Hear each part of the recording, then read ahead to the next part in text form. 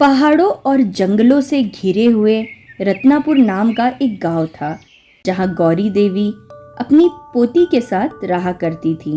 दादी, आज जब आप घर पे नहीं थी ना, रामू चाचा आए थे, तो आपको उनके घर जाके बहुत सारी मिठाइयाँ बनानी हैं। उनकी ना बेटी की शादी होने वाली है दादी। गौरी देवी के जीने का एक ही सहारा थी उनकी पोती लाली। लाली के माता पिता कई साल पहले एक सड़क दुर्घटना में गुजर गए थे। तब से गौरी देवी ही लाली का पालन पोषण कर रही थी। गौरी देवी मिठाई बनाने का काम करती थी, जिससे वो अपना और अपनी पोती का गुजारा चलाया करती।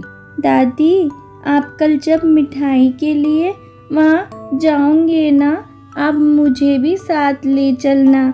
मुझे मिठाइयाँ बहुत पसंद है दादी। ठीक है लाली बिटिया, तुम भी कल मेरे साथ मिठाई बनाने चलना।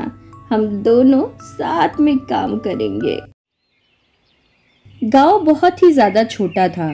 वहाँ लाला की मिठाई की एक दुकान भी थी, जहाँ पे गौरी देवी कभी कभी जाके मिठाइयाँ बना देती, और अगर कोई ऑर्डर मिलता तो वो भी लाला के लिए बना दिया करती। लाला जी, आप काम तो करवा लेते हैं, लेकिन पिछले 3 महीने से आपने मेरी पगार नहीं दी है। अरे माँ जी, अब आपसे क्या छुपाऊं? धंधा बहुत मंदा चल रहा है। पैसे होंगे मेरे पास तो दे दूंगा आपको। लाला जी, इस बूढ़ी पे तो तरस खाइए। मेरी एक छोटी पोती है, जिसके लिए ही मैं दिन और रात काम करती हूँ। पिछले 3 महीनों से घर का किराया और उसके स्कूल की फीस भी जमा नहीं कर पा रही हूँ। माँ जी देखिए, मेरे पास पैसे है तो नहीं। अगर होते तो मैं आपको दे देता। मैं कोई धर्मशाला तो नहीं खोल सकता ना आप लोगों के लिए। अभी आप जाइए, ये मेरे ग्राहकों का समय है, बर्बाद मत करिए। बुझे मन से गौरी देवी वहां से चली आती है। गौरी देवी जी भगवान भोलेनाथ की बहुत बड़ी भक्त थी। वे रोज सुबह मंदिर जाती और भोलेनाथ की पूजा अर्चना करती। ओम नमः शिवाय, ओम नमः शिवाय, ओम नमः शिवाय। भोलेनाथ, आपका आशीर्वाद सदा मुझ करीब पे बनाए रखिए प्रभु। आज लाली का जन्मदिन था।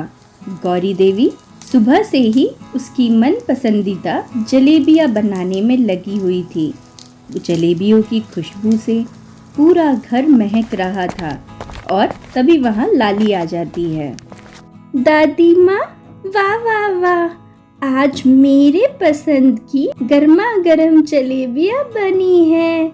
जन्मदिन बहुत बहुत मुबारक हो मेरी बच्ची। मैं तुम्हें महंगे तोहफे तो नहीं दे सकती हूँ, इसलिए तुम्हारे पसंद की गर्मा गर्म जलेबियां बनाई हैं। दादी माँ, आप क्यों चिंता करती हो? मुझे कोई तोहफा नहीं चाहिए, आपका प्यार और आशीर्वाद ही काफी है। ये सुनकर बूढ़ी माँ का दिल भर आता है।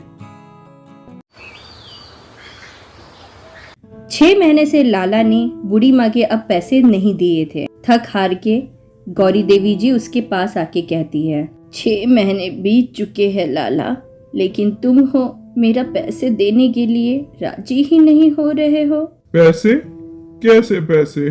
कोई पैसे वैसे नहीं है मेरे पास। चल निकल और दोबारा आना मत यहाँ पे। किसी गरीब के पैसे तुम्हें कभी हजम नहीं होंगे लाला। भगवान से डरो, उसकी लाठी में आवाज नहीं होती, लेकिन उसका दंड तुम्हें जरूर मिलेगा। निराश मन से बूढ़ी माँ वहाँ से चली जाती है। थकान में चूर परेशान बूढ़ी माँ उस रात जब सोई होती है, उन्हें एक सपना आता है। उठो पुत्री, मैं तुम्हारी भक्ति से बहुत प्रसन्न हूँ। प्रभु, अहो भाग्य मेरे, जो आपने मुझ गरीब भक्त को अपने दर्शन दिए।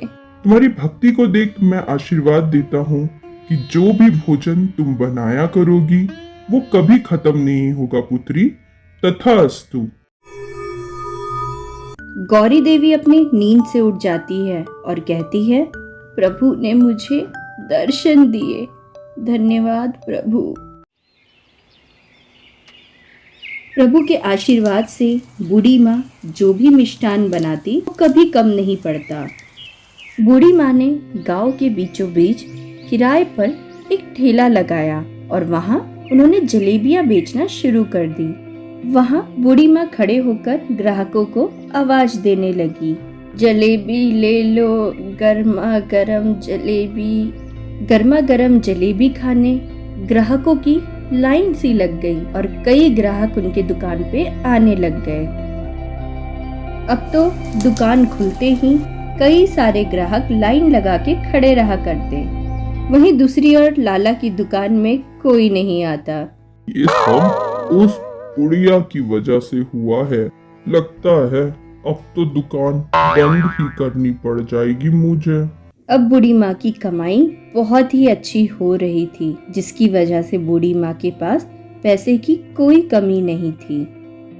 बूढ़ी माँ ने अपनी पोती का एडमिशन एक बहुत ही अच्छे और बड़े प्राइवेट स्कूल में करवा दिया था।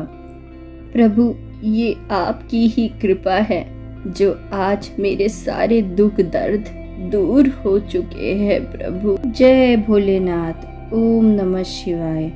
सभी भक्तों का भला करिए प्रभु।